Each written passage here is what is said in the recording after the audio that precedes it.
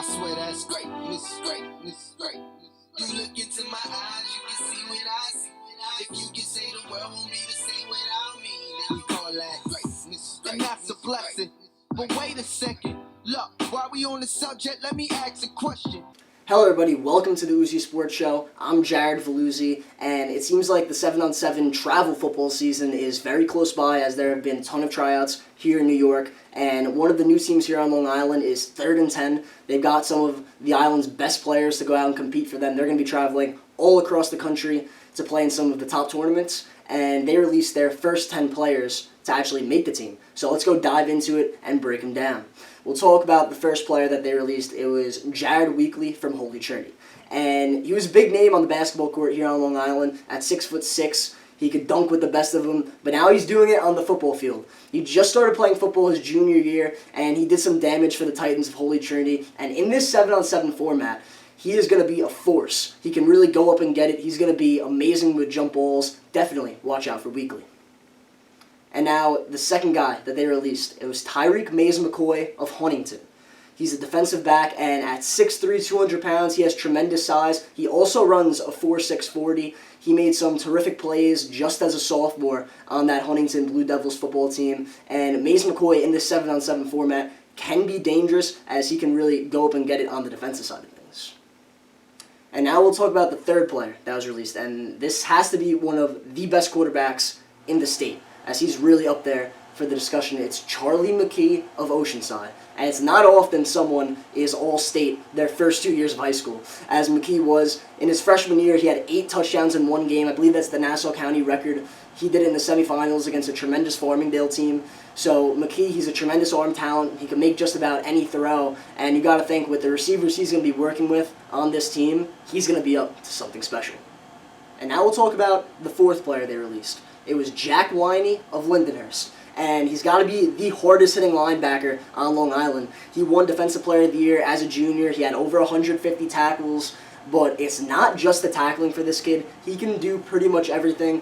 He'll go back. He'll cover some passes. That's going to be big for the 7-on-7, obviously. And he's one of the most intelligent players on Long Island as well. Winey, very fun to watch in contact, but he will also be a force in this 7-on-7 format.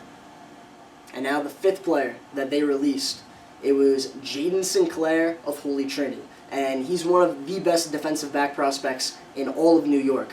He's got tremendous cover skills. In his junior year, he was complete lockdown. And in the 7-on-7 league that the Catholic League had to offer, Sinclair, he did pretty much everything. He played some wide receiver, but for this 7-on-7 team at 3rd and 10, I believe Sinclair's going to be playing mainly defensive back, and there are very few receivers in the state that could beat this kid on a one-on-one. And joining him as another defensive back is Dante Antoine of St. Anthony's. And the Stony Brook Bound Senior has covered already some of the best wide receivers that the state has had to offer. He has tremendous experience, and he's also an extremely athletic corner, as he seemed to be pretty much shut down throughout the 7-on-7 season that the Catholic League had to offer, and he will be one of the top defensive players for this 3rd and 10 team. And another player to make this 3rd and 10 18U Premier team was Jordan Smichael of Farmingdale. And another kid who can just go up and get it. The tall wide receiver, he has some speed, but what he's really good at is if you throw it up this kid, he's coming down with it. And Smichael, he's one of the best wide receivers in Nassau County, and whenever he has a season for Farmingdale, he's going to be their #1 wide receiver. And for this 3rd and 10 team, he's going to have fun playing with Charlie McKee, who's usually a rival, but in this format, they're going to work really well together. And another player that was selected for this team, it has to be the best athlete on Long Island, and you could make an argument that he's the best athlete in New York State. It's Kayshawn Parrish of Bellport. And when you talk about pure athleticism, just take a look at this kid's film. He has the ability to make people miss, but his pure speed is what gets you. He can run by just about anybody, and when the ball's in this kid's hands, he makes plays. So just expect him to be out in the open field. He can make people miss. And in this 7-on-7 format, when it's really about quickness and speed, that is the name of the game for Kayshawn Parrish. And now the only sophomore to be announced to make this 18U team, it's Kenyon Miles of St. Anthony's.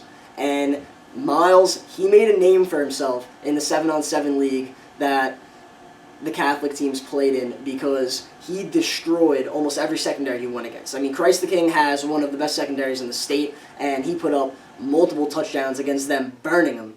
And Miles, he made one of the best catches I've ever seen on a high school football field against Kellenberg. I mean, if you could throw it up to this kid, he'll come down and get it, but he's also a superior route runner. It seems like he gets open on just about every single play.